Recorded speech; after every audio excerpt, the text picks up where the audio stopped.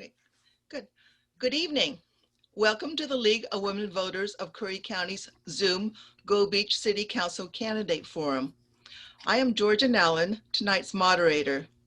I'd like to introduce our Voter Service Co-Chairs, Charlie Alexander and Mary Jane LaBelle. Mary Jane will be co-hosting the Zoom along with League member Colleen Bunn. Charlie will be our timer. This is number 4 of our 4 candidates forums.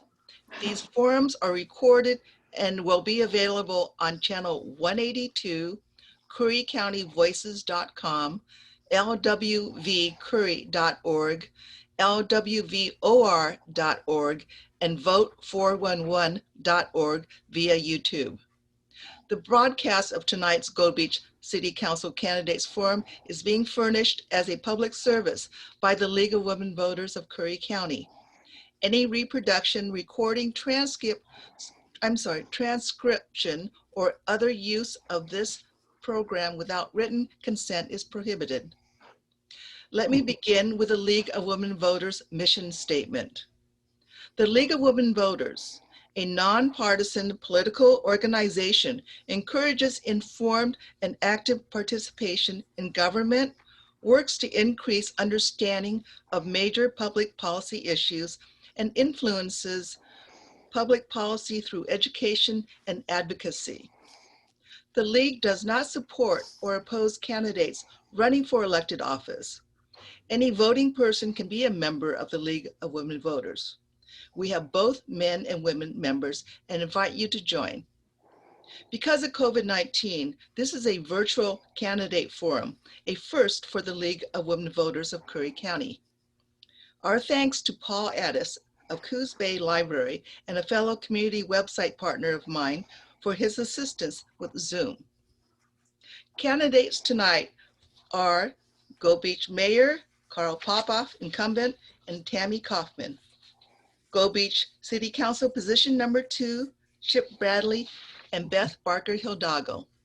And for Go Beach City Council position number 4, Becky Campbell, incumbent, and Jeff Crook. All candidates running for these contested positions have been invited to this forum. Here are some ground rules for tonight's forum. Unless you are asked to speak, please keep yourself on mute. Candidates will be asked to speak in rotating order. Initial speakers have been determined by verbal number drawing. Each candidate will be given 3 minutes for their opening statement. Once that portion is completed, we will go to the question and answer section of the forum. Questions have been collected from the public and League members prior to the forum. You will have 1.5 minutes to respond.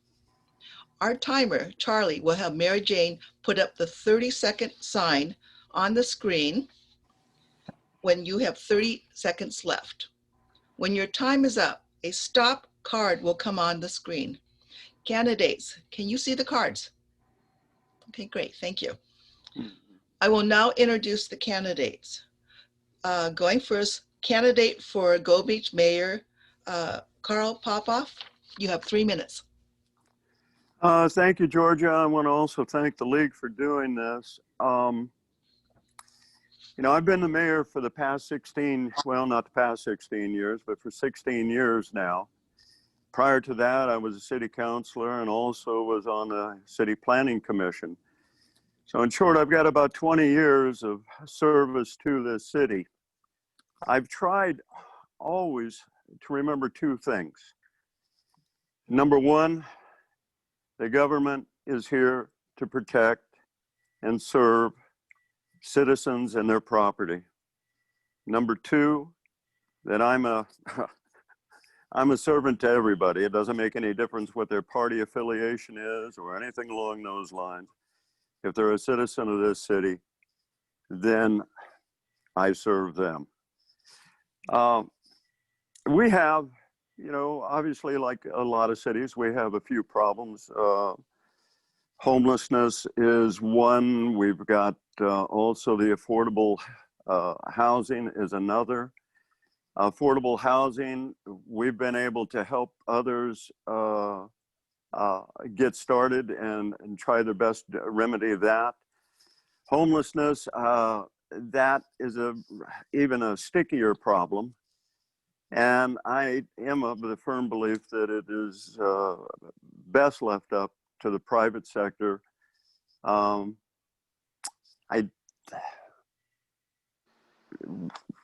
First of all, government should never be a landlord anyway, as far as I'm concerned. But really, I think that we have, more than anything, there's two other problems. One is real, the other one is quite potential. Number one is the COVID. The virus has hurt us all. I believe that it's important to get back to work, because I think there are three elements to health. I think there is a physical, there is a mental, and there is a financial aspect of it. And all of three of these have got to work together. The other one is quite potential, but nevertheless, it is running rampant throughout many of our cities today, and that is the anarchist. And I just wanted to say and make everybody very, very aware of the fact that Gold Beach is not Portland, and I'm not Ted Wheeler. That, if elected, reelected, then I will continue to do my very best for the citizens of this community to continue to protect them and their interests. So once again, I just want to thank you and the League for hosting this. And well, we'll see where it goes from there. Thank you. Thanks, Georgia. Yeah, thank you. Tammy. Got to unmute. Okay, thank you.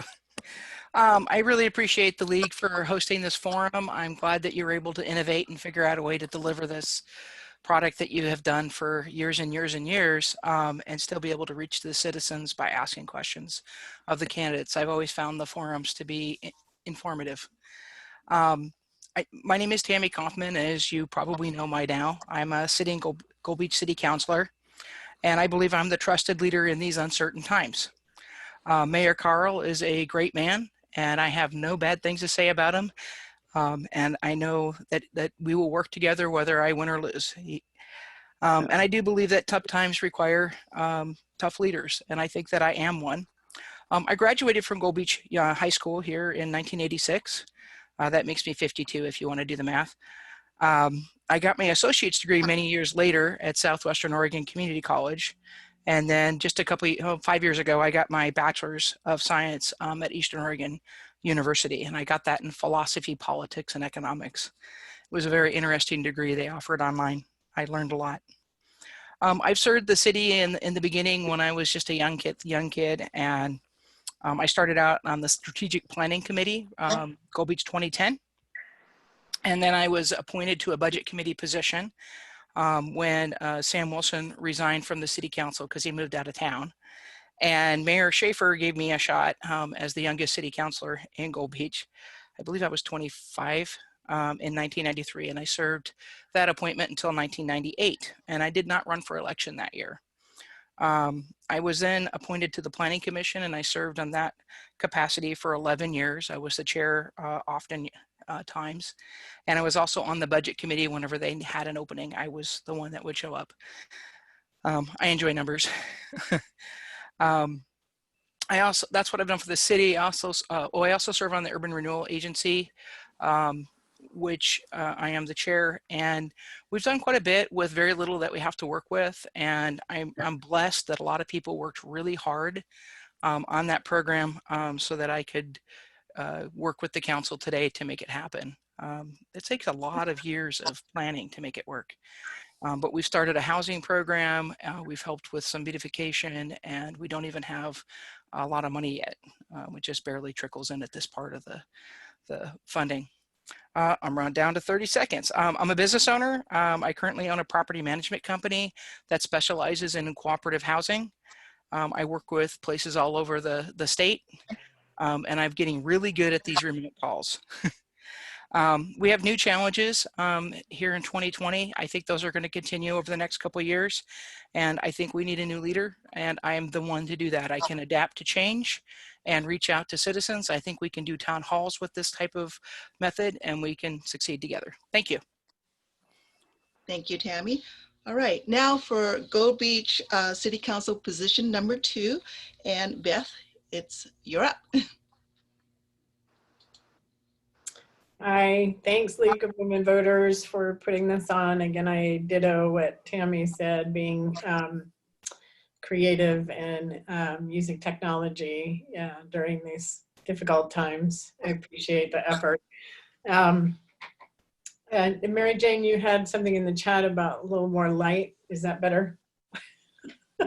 I turned on another light, so hopefully people can see me better. I am Beth Barker Hidalgo. I am I'm running for seat 2, Gold Beach City Council. And why am I doing that? I am probably considered fairly new to the community. I'm coming up to 9 years in January 2021. But from day one of relocating here, I knew that this was where I intended to be for, you know, to live out our careers and our retirement here, my husband and myself. And so I dove in. I get involved in community. I feel if you're going to live in a community, if you can, then contributing to that community is kind of a civic duty. I was raised, you guys, I'm originally from New England, raised by staunch New Englanders who were very pounded into me that it's your civic duty, vote, vote, vote, get involved. And raised by a woman who had extreme challenges and never once let any of those challenges deter her from her goals. And it's in my DNA to pursue goals in my life. And one of my goals is to be more engaged at the civic level and to help shape our council in a way that I think I bring a unique lens to the council because of my involvement in both the coordinated care organizations, community advisory councils for a number of years, with All Care for 4 years plus, and now with Advanced Health for a year.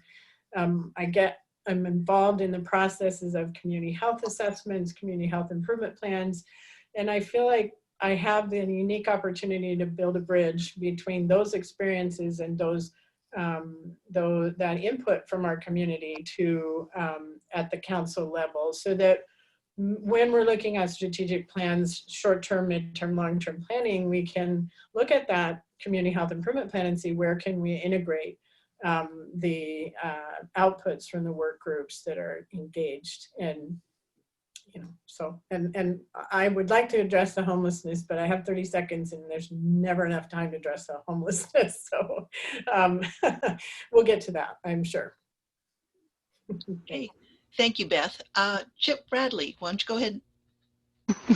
Thanks, Georgia, and thanks to the League of Women Voters. It's been a while since I put my hat in the ring for anything.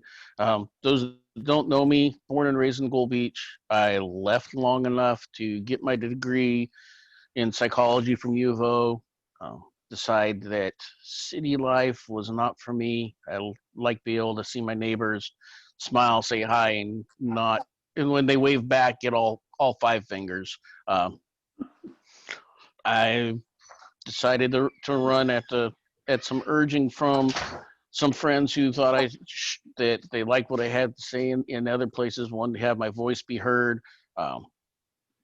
Mainly the platform I'm running on is make sure to maintain our city services, make sure everybody wants clean water, want our toilets to flush, make sure our police department, our fire department have everything they need to do their jobs, so we can continue to be proud of them, because we're really blessed in this little town to have really good volunteer fire department, to have really, really good police department, and every once in a while we need to fix a pothole or two. One of the things that, if possible, the way the world's changing with COVID, we see I'm seeing there's a lot of opportunity that maybe we can get some economic growth in our town, help our economy as people find ways to work from home, bringing outside money in. And I think also the other thing is, if you start to look at some of my history, I'm versatile enough. I've done a lot of things throughout my life. I've bucked hay as a kid. I've worked in restaurants. After getting my degree, I worked in the developmental disability group homes. Started as a entry-level support tech, worked my way up before I moved to the county, got to where I was writing service plans for the residents there. Moved to county mental health, and left after we had a budget crisis that really showed me that the mental health program needed to be reformed. Having 3 clients who committed suicide over a period of 6 months, decided to, at that time, my now former wife and I decided that it was best for me to stay home with our son because he was just born. We wanted someone with him. And then I went into business for myself when it was time to return to the workforce. So I think all these experiences gives me a good insight in pretty much what everybody goes through deciding to live in Gold Beach. Winters are tight. Jobs sometimes hard to find, but also how to just keep your nose to the grindstone, stay grinding. And that's what I want to bring to the city council. I want to, whatever the next 4 years is going to throw at us, because none of us expected something like COVID, but I think I'm versatile enough that no matter what life decides to throw at us, I can handle. Thank you. Mm-hmm. Okay, now for Gold Beach City Council position number 4, Becky, you get to go first. Hi, thanks, Georgia. Hello, my name is Becky Campbell, and I've been a city councilor here in Gold Beach for the last 6 years. I was elected to a 4-year term and then appointed by Mayor Popoff for a 2-year term. I moved to Gold Beach after a career in law enforcement. I worked for the Oakland Police Department in Oakland, California for 20 years. I started as a civilian employee and retired as a sergeant of police. I have a bachelor's degree in business administration. My side hustle has always been teaching. I enjoy that. I taught classes at our in-house police academy. I taught classes in the police dispatchers academy, and then was hired by the Napa Criminal Justice Training Center to teach in their dispatch academy. And this was in addition to my full-time duties as a law enforcement officer. I retired and moved to Gold Beach and wanted to continue to contribute to the town that I live in. I've always done that. You know, I lived in Oakland and worked in Oakland as a law enforcement officer. So I feel it's important to contribute to the community you live in. And that's when I was elected to city council. Again, I believe I said I've been a city councilor for 6 years. Some of the highlights I'd like to touch on that I've accomplished in the last 6 years was moving Popeye the tugboat. There was a tugboat over at the port. I was able to move that to our visitor center, what we call South Park, so that tourists and people passing through could get up and crawl around on the tugboat and play. I was appointed by Mayor Popoff as a liaison between the event center on the beach and City Hall. That's been very rewarding. I monitor the spending of taxpayer money earmarked for infrastructure improvements at the event center. Many of you may have noticed they're getting their new roof now. We spent a lot of time working to get that done. I was also appointed by the mayor to the local Public Safety Coordinating Council, which I enjoy doing that as well. Thank you.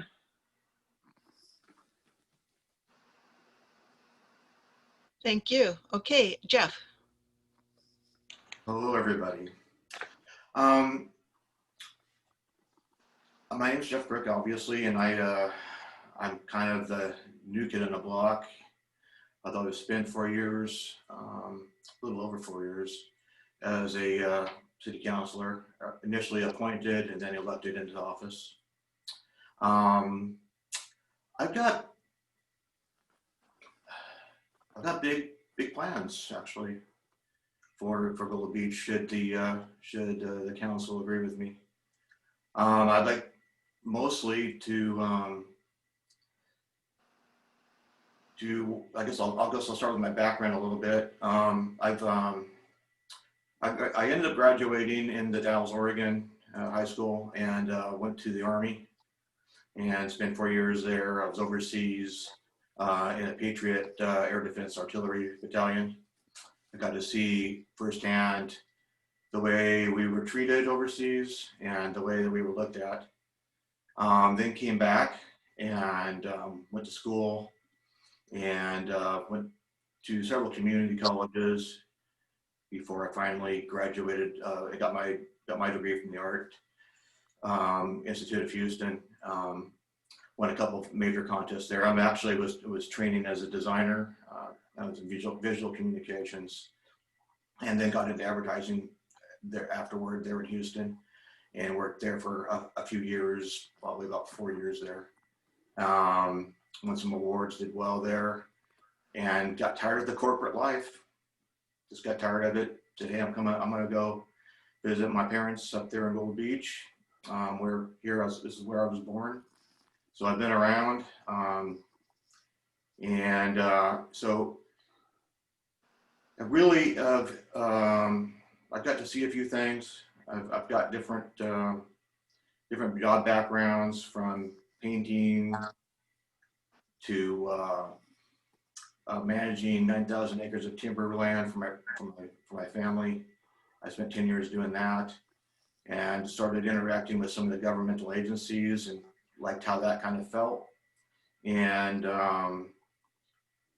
that led to my applying for the council upon being asked by a neighbor.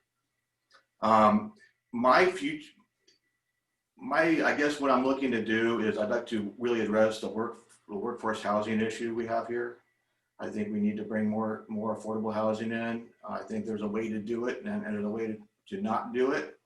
I spent through the past 3 years building a pretty good sized project here in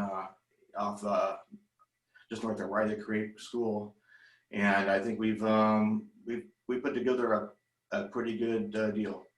So with that, that's my stopping time. Thank you. Thank you. All right, so now we're going into the question and answer portion of the forum. Questions collected from the public and league members have been screened by the voter service co-chairs for duplications. Each candidate running for the same office will be given an opportunity to answer that question. We'll now present the questions that have been submitted for answers. Again, candidates, you will have 1.5 minutes to respond. So I have questions for the city council, but I will also include the mayoral candidates in that, because I think that's just as important to hear their answers to the same questions. However, there are a few questions specifically for the mayoral candidates. So I will start off with a question for everyone, and I will start off by asking Carl Popoff, Tammy, and then we're going to go to position number 2 and ask Chip and Beth, and then we'll have Becky, say Chip and Beth, and then Becky and Jeff. All right, so keep your places in mind here. The question is, what, if anything, should the city do to provide shelter, food, health care, or other services for the unhoused? I think I addressed that a little bit at the beginning. I do not believe that it is the city's responsibility to get very involved in that. I think it is the city's responsibility, and can be the city's responsibility, to encourage and to help where needed private individuals and organizations to handle that. So once again, I'm very leery of government getting into these type of activities, because quite frankly, I've never seen government truly ever do them well. So That's my answer. Okay. Tammy. Thank you. I do have an answer for this question. I do like the model in Eugene where they have, they're basically camps, and the city did help them. I believe they leased them the land for a reasonable amount to a nonprofit to run them. Something like that might work here if we can develop a relationship with a strong nonprofit that can make it happen. And I have reached out to several organizations and I've had several appointments canceled on me. So I have not been able to actually have a conversation with an organization to actually pick that up. As far as the city being responsible for this particular problem, it really isn't in the city charter. It's not our responsibility, but we do end up having problems relating to it, and it tends to become an issue for our police department. It becomes an issue for our citizens, and it's an issue for the people that are clearly unhoused. So I have a compassion for people that are in that position, but I don't believe it's the city's job to actually solve it. But we could partner and help make that happen because we do have more strength than an independent nonprofit would on their own. And if I have time, I'm going to try to explain the reason we have to have a nonprofit do that type of thing is if a government agency does it and a person breaks the rules, you have to have a hearing because they have a constitutional right to property. If it is like Oasis Shelter where it's a guest staying there, they can say, sorry, you broke the rule. We gave you a warning, you're out. And they're literally on the street. And that's the difference. If the city ran a program like that and somebody was a problem, we could not get them out for weeks and possibly months. So it has to be a nonprofit that runs it. That's just the way the Constitution was written and the way we've worked around it, where we can work with people that have issues. And when they become a problem and they're a safety threat to others, that they can be removed. So I'm not heartless, but it has to be done by a nonprofit. Thanks. Thank you. All right.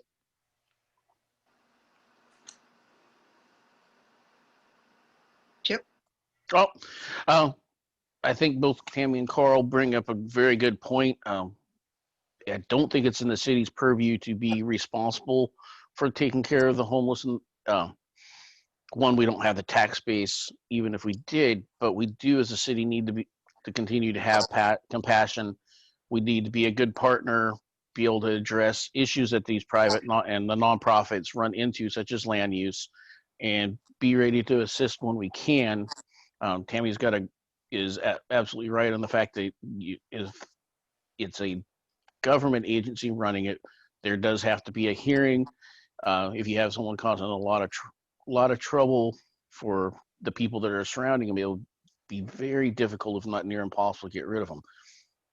That's taken care of by being in a nonprofit or a private organization. But as far as the city goes, the city I don't think can be responsible, but we do need to make sure that our council and our mayor are good partners to those who are trying to help these people who desperately need help. Thank you. Beth. Sorry about the phone going off over here. So of course, if people know me, they know this is a subject that's near and dear to my heart, and I work every day in it with the folks that are unsheltered in Gold Beach. And I know that Mayor Popoff has also spent many hours, countless hours, ministering to and supporting our homeless population in Gold Beach. I'm grateful to hear Tammy discuss the potential for the city to enter into some sort of public-private partnership with a nonprofit to discover what could be done, what the possibilities are. It's always nice to hear that there's a willingness to create space for dialogue rather than just not engaging in the conversation. So I'm enthusiastic about Tammy's response. And we, as the Curry Homeless Coalition Executive Director, I'm very interested in becoming a partner with the City of Gold Beach and with our Community Action Agency, which we already are partnering with them. And in fact, we're in conversations now about how we can become a subrecipient of Oregon Housing Community Services funding to address supportive housing programs here in Curry County as a whole, whether that lands in Gold Beach or that goes down into Brookings. It really all depends on, you know, the will of the people. Yeah, but I do believe that there is a role for all of our community, our city, our law enforcement, our county, everyone, when it comes to addressing homelessness, because these are community members that live in our town. So coming together would be advantageous. Thank you. Okay. Becky. Okay. I do agree with a lot of what's been said. Actually, I agree with almost all of what has been said. I do think that the best revenue that we could take would be to form a 3P, which was mentioned by Beth, a public-private partnership where we work in conjunction with a nonprofit for reasons mentioned by Councilor Kaufman. We need that nonprofit so that we can do evictions more quickly. And also, history has shown that nonprofits are able to self-regulate better in that type of sheltered environment. In other words, the actual participants of the shelter would set rules and regulations.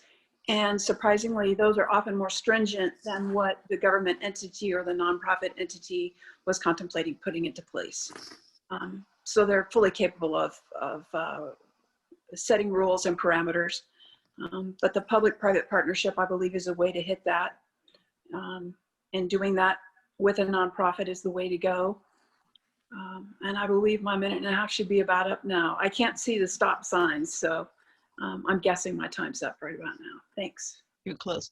Thank you. All right, Jeff. Yeah, that's an interesting question. And the thing is, it's hard to look at it and go, well, you know, you don't want to be you know, you don't want to lack compassion when you're coming up with these solutions. But everyone is really, my prior experience on city council tells me the same thing that you all have said. Truly, there needs to be thought put into it, but there's very little the city can do by itself, or that it should do right now if you look at the way things are written. But that doesn't mean we can't think and use our heads to come up with a better solution, because I do see them around. I've had homeless at my doorstep. Gave the guy a shower, you know, but then there's, you know, finding a place to be, and I would go to our church and say, hey, can you put some people up? And usually that's where they go.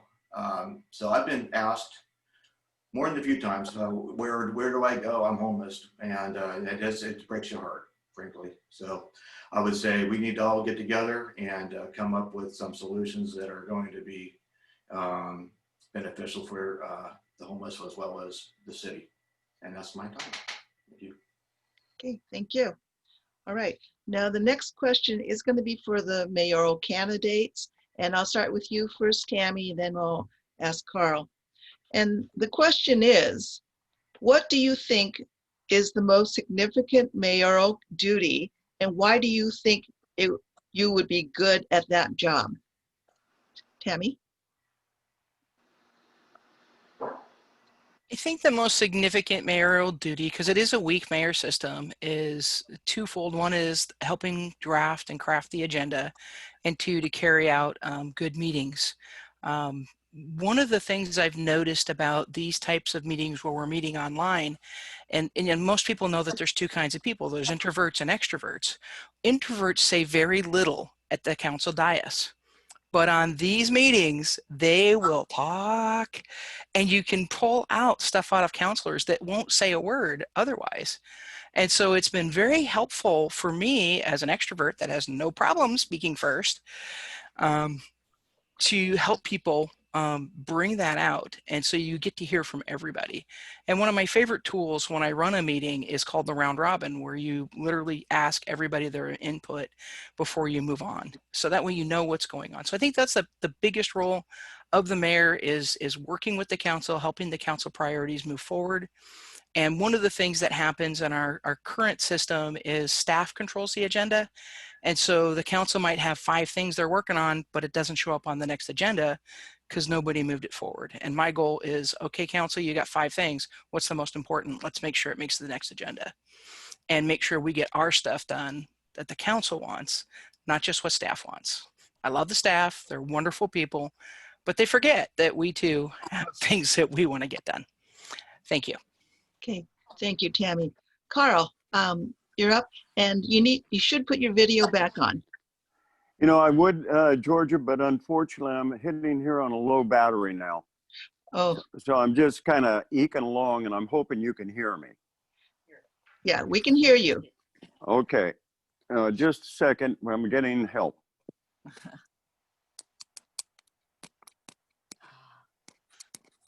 can't see it. Okay, so. Okay, can you hear me now? Yes, All right. we can even see you now, too. What Tammy was saying as far as the meetings is concerned, that is true. And I have been told, well, quite frankly, in the 16 years that I've had to chair meetings, I've never missed a one. But the other, and it is important, I believe, to hold a very, very good meeting, and in short, one where honestly, I do things like asking counselors what their opinions are if they haven't offered them, because it's important to me. And I also rely very much on the counselors. Each one of them brings something to the table that I in of myself wouldn't know or am not that adept in. And so it is something to me that is very important to have those good meetings. But the other thing, and this is the one that I've concentrated on more than anything else, and the reason I've been able to concentrate on it so much is because we've had a good council. We've had good staff, and I haven't had to worry about them, much like the first 8 years. And that was to get out into the state and be a member of an awful lot of different committees and boards to make sure, to ensure that the state of Oregon and all of those organizations, ODOT, which I served on for 3 years, they don't forget Gold Beach, Oregon. We're out here in the boonies, and it's real easy to forget us. And I have done my level best to ensure that nobody forgets us. Thank you. Thank you. Okay, so this next question is for everyone. And we're going to start and go backwards from our order. So Jeff, you'll get to speak first, and then we'll have Becky, and then we'll have Beth, and then we'll have Chip, and then we'll go to Tammy, and then Carl. So this is the question here. How is the city planning for post-disaster resiliency? We're talking about fire, earthquake, major storms. So Jeff. Wow, it's hard for me to answer since I haven't been on council lately. But I can say that I do know that we have here on our property a actual container that we keep for the kids down here at the school. Should there be a tsunami or an earthquake or something like that, if we have a place for them to go to, they can walk up the hill, and they have they'll have supplies there for them. It's a big deal, this thing, because we know that we could undergo a serious earthquake, tsunami event at any time. We are overdue. So it's important that we be ready for it. And you know, I think that that's, if we don't do something that way, then we are certainly to blame. So we have to have all of our ducks in a row. And I know that we have various businesses have paths out of their areas if they're in the tsunami zone. If you have a major fire, well, that becomes difficult because we're on a bit of an island here, but we only have so many in and out type highways. So there's only so much you can do there. Anyways, thank you. That's my time. Okay, thank you. Becky. So what is the city doing regarding resiliency, Post-disaster. specifically related to the fires and the storms? So more disaster preparedness. The one thing that I can say on that is, well, a couple. I have great faith in Will Newdahl. He's our public works superintendent, and he has an awesome crew that works for him, and they show up in the middle of the night and fix repairs. They're a wonderful group. But as far as the real emergency management system, the Event Center on the Beach recently signed a contract with Mr. Dumeyer, emergency manager of the county, and he is going to put his office at the Event Center on the Beach. So that has a lot of wonderful assets for Gold Beach in that we will have an emergency center right here in town that we can go to, we can stage at. He's also going to be able to help coordinate large activities that we might have at the event center, like our county fair. We had problems before communicating between superintendents, and he said that he would use his resources within the emergency management office. He's going to actually put that above the 4-H offices. So we'll have that right in town. We'll be able to coordinate well. And I'm sure my time is up by now. Thanks. Okay, thank you. Actually, you know what? I'm going to ask this question again because there's a slight slant to it. And so I'm going to just say, the question is, how is the city planning for post-disaster resiliency? And that refers to the fire, earthquake, and major storms. So it's a slightly different slant to it. So let's go forward. And Beth. Yeah, so Jeff, it's interesting you mentioned the container above the Riley Creek School. I was the public health emergency preparedness coordinator when that project was underway, and I helped connect Tom Denning to the vendor that they bought the container from. So, and maybe most of you know that I did hold that position for 3 years, and I do have 15 years of emergency management in varying levels as an agency liaison to the Sacramento County Emergency Operations Center. I've been a CERT member since 2006. I became a CERT trainer here in Curry County. While I was the FEP coordinator, I established a 60+ person medical reserve corps while I was the FEP coordinator with Curry Community Health, with 82% of the membership being medical professionals. So it's near and dear to my heart to be a resilient community. I think, the way the question is asked is how is the city planning as not being a council member? It's interesting to hear that Mr. Dumeyer is going to move his offices and stage at the event center. I think that's an excellent move, an excellent step. And I would love to be involved in that discussion if I'm elected, and like to be a part of that process. Thank you. Okay, thank you. Chip.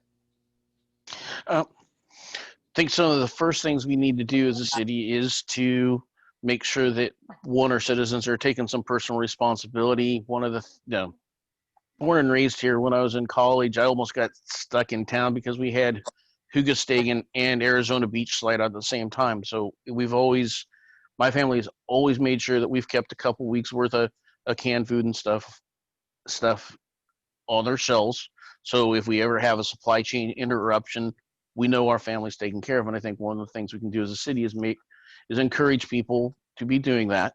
Not now, Jada. Sorry, she's little. She doesn't understand. And then I think we probably do, if we don't already have one, we probably need to have one, because one of the things in a major disaster, if we did have a major disaster, we are going to have, I would probably be thinking we'd be relying on our chief of police to help keep people calm, because grew up here. If you decided to live in Gold Beach, you are resilient, because we have tough winters. It's not always fun.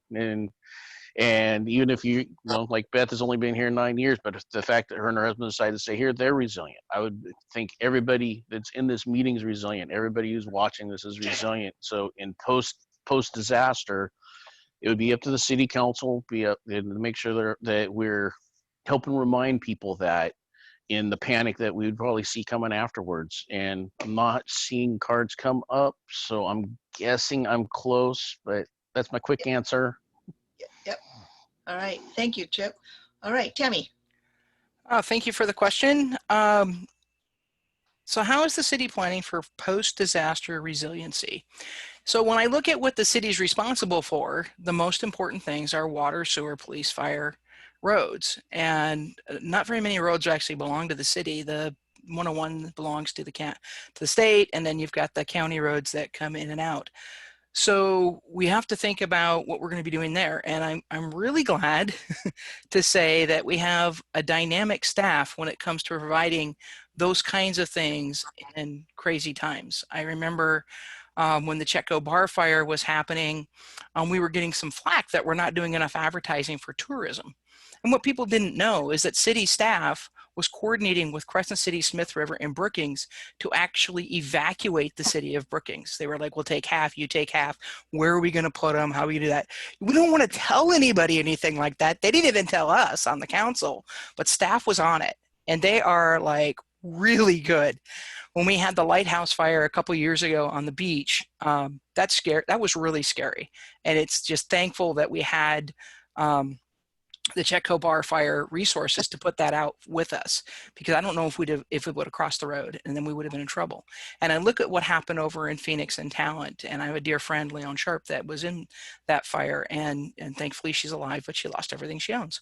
So and those towns have to rebuild. And so we just started talking about proactively talking to people like Crook Timberland about maybe helping us reduce fuels.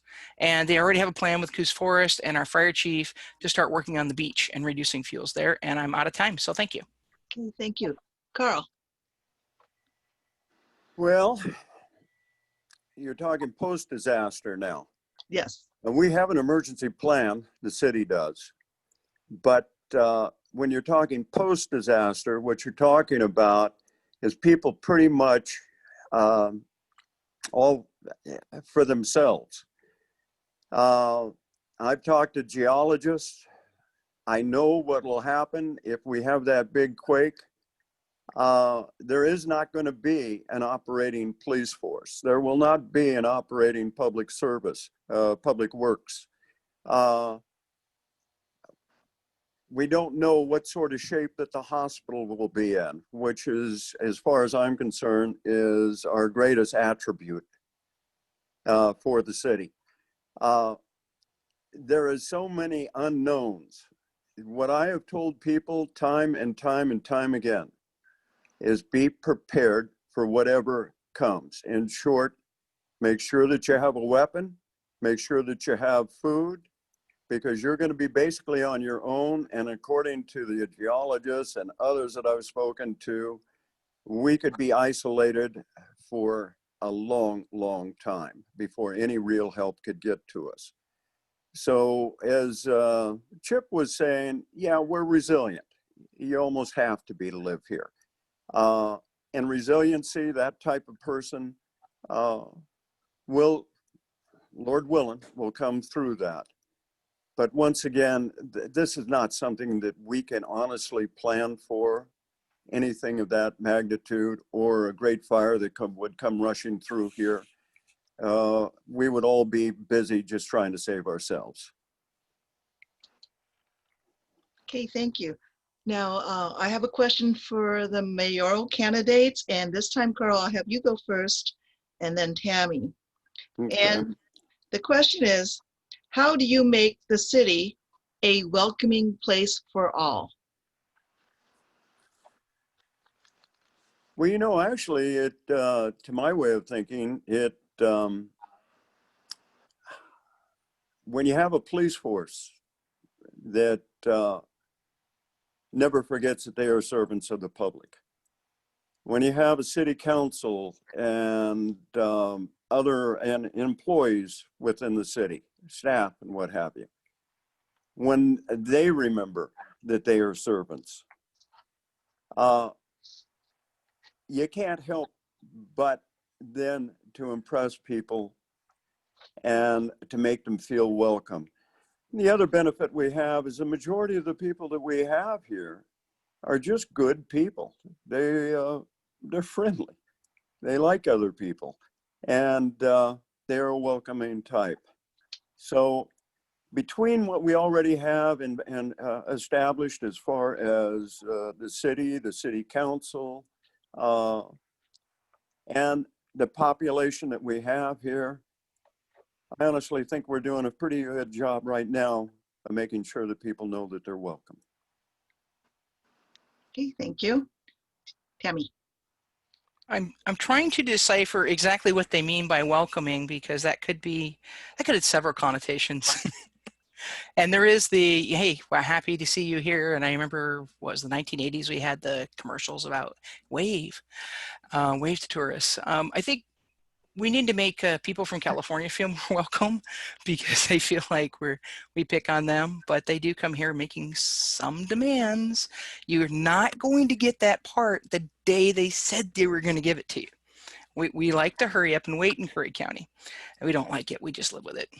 But I'm going to take the broader explanation of a welcoming place, and people of color, people maybe that weren't born here, people that might be of a different religious belief than Christian, which is our predominant, maybe somebody that isn't conservative, because we're a fairly conservative county. How do we help them feel welcome? And I think we do that by treating people fairly and talking about the difficult conversations to have. Talk about people that are minorities, that are in leadership positions, and standing up for things that are right, even when it's difficult. Making people feel welcome. And our city personnel policy, we recently reviewed, and it is actually pretty fair and welcoming. In there too, we work on discrimination. So I think that's what the intent of the question was. And so that's how I'm going to answer it. Right, thank you. Okay, so now I'm going to have a question that I'm going to have Beth answer first, and then Chip, and then we're going to go with Tammy and Carl, and then Jeff and Becky. Okay, so we're going to jump around a little bit. And you're going to like this one, Beth. The question is, what is happening with affordable housing in Gold Beach? Oh boy. Well, it depends on how you define affordable, and there are varying definitions of what is affordable. So I'm going to speak to the low income affordable, maybe the subsidized and possibly supportive housing. And what we know is that our clients are waiting anywhere from 18 to 24 months to get a Section 8 housing choice voucher. There are wait lists in, at subsidized properties here. Grant Management manages quite a few, and we're giving applications out left and right, but people are waiting anywhere from, like I said, 18 to, they could wait a couple of years right now to get a unit, especially if they're a family that's requiring, a 2 or 3 bedroom unit. Once people get into those units, they tend to stay in them if they can, because they're difficult to obtain. So we don't have adequate number of affordable housing. And by affordable, I'd like to talk about the fact that we are a tourist community and we rely on our housekeepers and our laundry workers and our people who pump gas and bag our groceries and, you know, in some cases teach our kids. And they need to be able to afford and to live in our community. And so we need to lean forward and I know the city has been creative with their urban renewal funding, with the White Project over at the port. I'd like to broaden that, expand, you know, let's look a little further out and see what we can do to entice development of affordable housing in Gold Beach. Okay, thank you. Chip? Oh, we definitely need to develop some, and COVID-19 is not helping. As my friends in real estate agent, I just finished working on a house that went on the market a couple months ago, and as soon as it went on the market, it went for more than the person listed. So that's definitely not going towards affordable. It's working on places that, you know, you self can't afford. And I have to agree with Beth that we definitely need to be looking for ways so that the people who are working in our grocery stores, the guys pumping our gas, the people taking care of the tourists can afford to live here. Because I've got lots of friends who it is tight. A housekeeper, and she makes good money, but it's always tight. So it's definitely an issue in the long run. We need to be looking on how to make it so people can afford to live here. Because if the job market doesn't match the housing market, we're asking for another bubble like we had in 2008. Thank you. Mm-hmm. All right. I think, let's see, I believe we have, gosh, I lost the order. I think it's me. Okay, Tammy, That's what I wrote down. Thank you. All right. So what have we done so far? We have tiny homes and accessory dwelling units. We were the first in the county to change our ordinances to allow people to put a second unit on their lots if it could fit. And we are pretty generous. It can be up to 600 square feet. It can be an RV park model, which already is built to a code. And I believe we've had anywhere from 4 to 6 of those built. I have to double check that number. And it is helping because these smaller homes do rent for a little less. And we also excluded that they cannot be vacation rentals. The second thing was borrowing money from the city to loan to the Urban Renewal Agency. We loaned money to a local developer to build 7 units that should rent in the $800 range. That's the target at this point, and they should be done by the end of next year, I believe. So that's some of our accomplishments. Some of the things fighting us is state law. As Oregon has become a tenant state and not a fair state in landlord-tenant law, it's very difficult to talk people into renting their houses. Grand Management is our biggest partner. They have 3 apartment complexes in Gold Beach that are all funded through low-income funding, and we do have the Section 8 program, but that's a very difficult program to get people in now because they can rent them for more money than what Section 8 can have. I would like to encourage more group homes, and I would like to help, if I can find the right partner, create a law where people could sublease in their homes and not have to go under ORS 90's complications. Okay, great, thank you. Carl?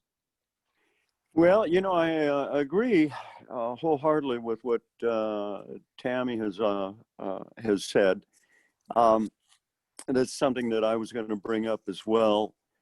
Of the things that we have done, there is one other thing too. Private individuals building right now and making accommodations available. We've got Dr. John and Hazel Rush are now in the process of outfitting, or actually creating apartments in the Rush building. And I believe that there are going to be about 3 or 4 of those. And I've been in to take a look at them, at one of them that is almost done now. And it's really quite nice. They're looking at more the traveling doctors, nurses, and that type of thing. But nevertheless, that is a nice indication that things are being done. The private sector is seeing that there is a need, and when possible, they are doing it. So, yeah, I'm actually kind of encouraged by that, you know, by everything. Yes, we still have a long ways to go, but on the other hand, what's nice about it is that we're moving that way. And Okay, so I'm happy with that. thank you. All right, Jeff. Yeah, this is a huge issue, I think, for the city. We have a problem with, it's just hard to get workers. I mean, nobody can find good workers around here. There's nowhere for them to live. We are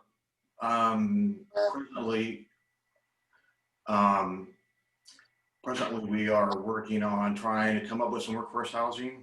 Curry Properties is. We had a large development that's very expensive to start off with, but my advice early was to do workforce housing, and I think that was, and I'm talking high quality, small footprint, so you don't have it going crazy for price.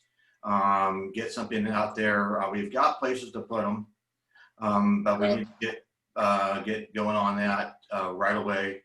And that is currently something we're planning, and also opening up some of these areas that are looking at areas where we can change the urban growth boundary to accommodate these areas where we could possibly get some more housing, and to take away from those other areas where will never be developed. Can help with that. I also believe that you know, some more apartment type complexes or apartment model type things could be done quickly, and there are areas around the city that actually would be good candidates for that. That's all I have for you. Thanks. Okay, thank you. Becky. Okay, what our urban renewal agency did, and that agency is chaired by Councilor Kaufman. What we did is we provided a local contractor with a low interest loan.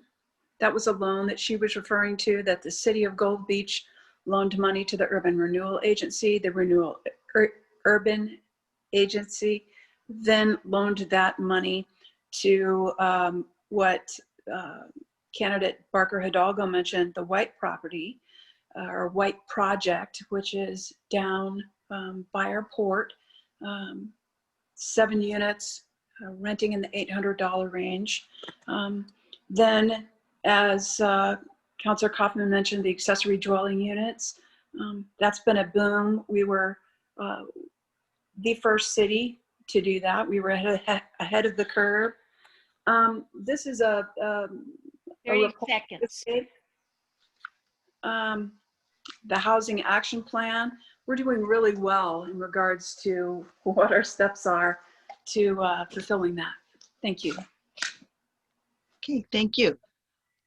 We have the probably last question of the forum.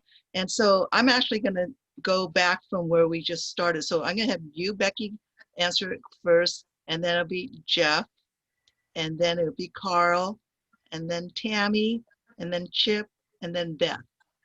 So the question is, what will be your 3 top issues to address for Gold Beach if elected or re-elected?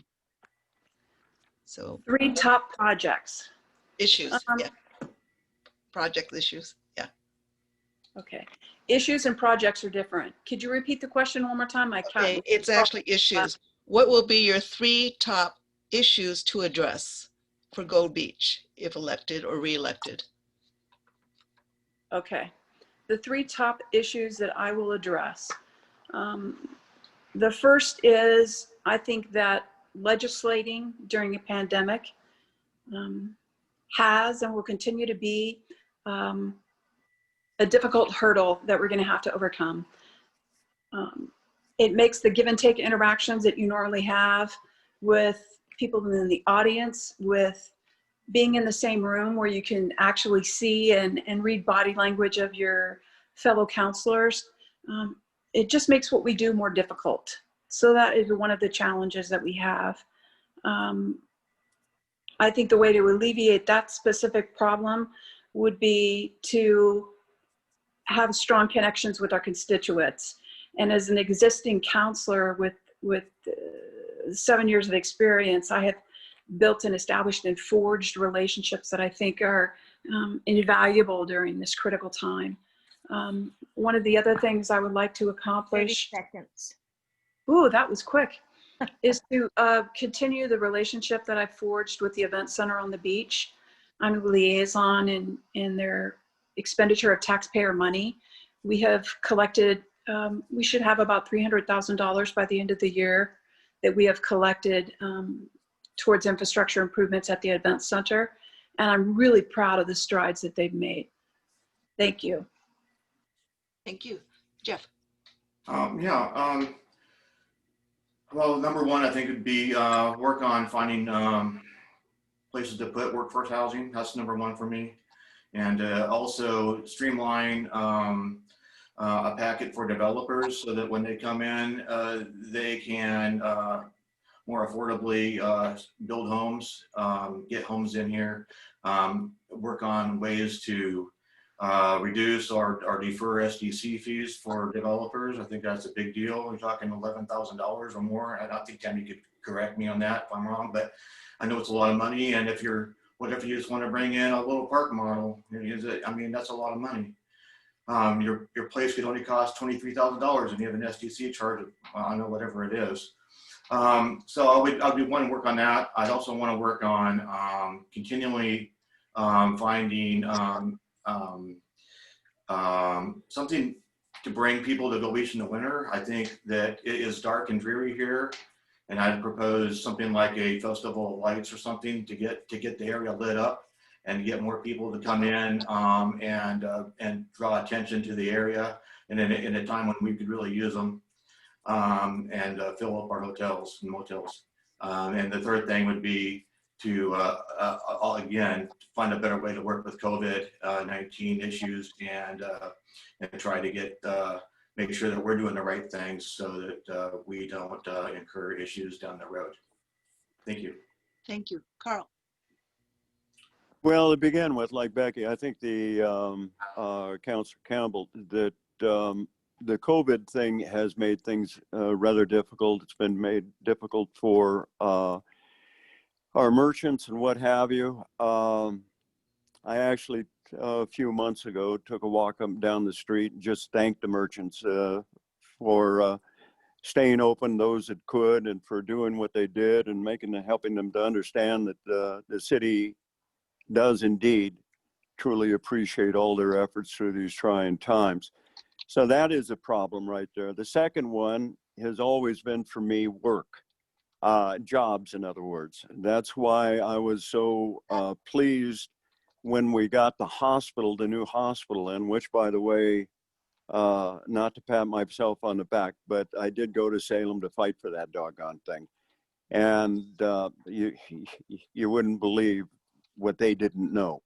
But at any rate, that supplies good paying jobs. And without decent paying jobs, the housing in and of itself is sort of a moot point. If you can't afford it because you don't have a job that you're good at doing and be able to make the money to do it, then it doesn't really make much difference. So jobs have always come very high for me.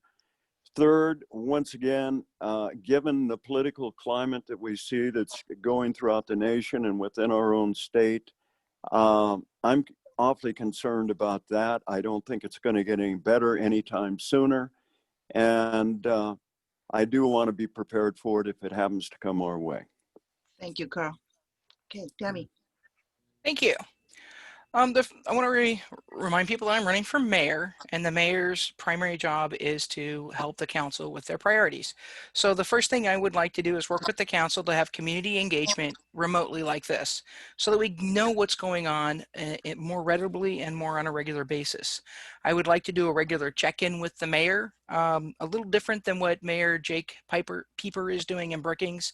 I don't know how many of you know, but he does like a Facebook 3 or 4 times a week.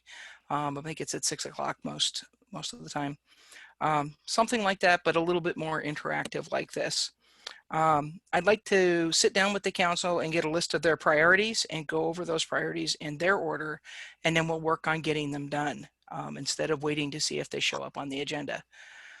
I do have videos on YouTube if you would like to learn a little bit more about me. And I also wanted to mention that the hospital was built to a 9.0 earthquake.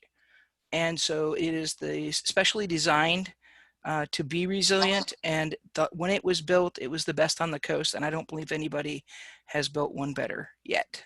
So I thank everybody for watching this tonight, and thank you for being here. I thank each and every one of you for putting your hat in the ring and for being willing to run for office. And thank you all for being cordial and polite and for showing the federal candidates how it should be done. Okay. Chip? Thank you, Georgia. First and foremost, I would want to work hard to make sure to maintain our existing city infrastructure, because without that, we don't have a city. The other one that's kind of near and dear to my heart is looking for areas of economic growth in our town. With COVID-19, one of the things that is obvious is that a lot of the working world is changing. There are people in town who are starting to get jobs where they're able to work from home. There's people that because of some of the civil unrest, because the uncertainty, are moving here and bringing that outside money in. That's all going to help our economy. And I think the next step to be looking for is for those companies that want to move to a small place, because I think just one more company the size of Freeman Marine that would want to relocate here, put people to work here, would do wonders for us. I remember when I was a kid, when the mill had 300 people, economics weren't that big of a deal.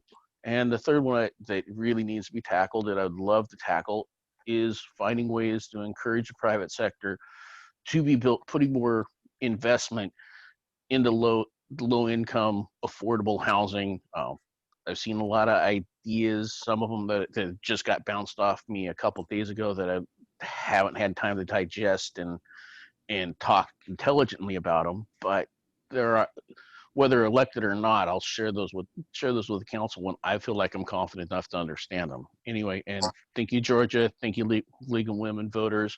Good luck, Beth. Everybody, thank you. Thank you. Beth?